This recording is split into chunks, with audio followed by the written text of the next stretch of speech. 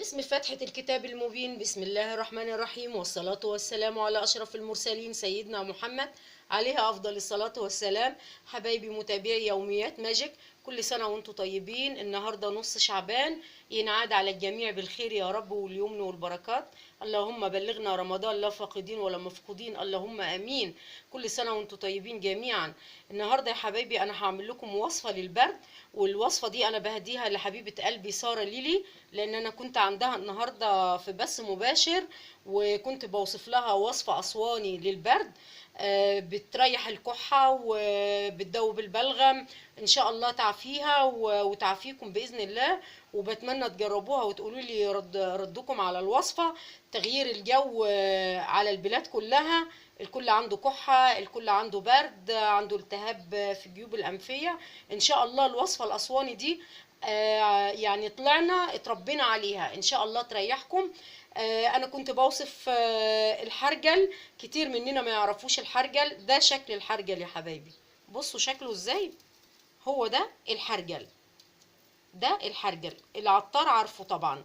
اللي ما عندهوش الحرجل او لو مش موجود في اي بلد تقدروا تستبدلوه بورق الجوافة، بس هي الوصفة اساسي فيها الحرجل. الحرجل ده معروف لدواء الصدر، بيريح الصدر والكحة والبلغم. وده ورق نعناع احنا منشفينه هنا عندنا في اسوان. لو عندك فريش مش مشكلة، يكون افضل. ده ورق النعناع، وده حب لبان دكر، اسفه ده لبان دكر اهو، اهو ده لبان دكر. الكميه دي هنغليها المج يا جماعه، انا بوريكم الكميه. ودول كده حوالي معلقتين او معلقه كبيره ينسون، اهو كلنا عارفين اليانسون. وده معلقه جنزبيل. كل ده هناخده مع بعض كده اهو. اهو الحرجل اهو، وحبة اللبان الدكر. الكمية دي ما تكتروش عنها عشان ما يمررش. والنعناع اهو، ورق النعناع لو فريش برضو حلو. ومعلقة اليانسون ومعلقة الجنزبيل. اللي حابب يضيف حبة بركة برضو حلو، هيجيب نتيجة حلوة. بس هي الوصفة كده احنا بنعملها كده جميلة. كل اللي هنعمله هنضيف عليه مج المية ونغليه، وهنصبه مع بعض ونشوف شكله ازاي. يلا بينا كده نغليه.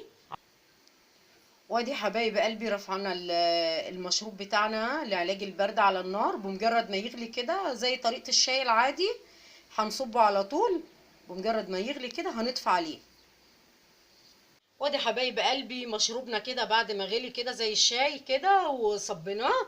كل اللي هنعمله ان هو هنحليه بالعسل الاسود او عسل نحل او سكر على حسب رغبتكم اللي تحبوه. ولما يهدى على الشرب هنعصر عليه نص ليمونه.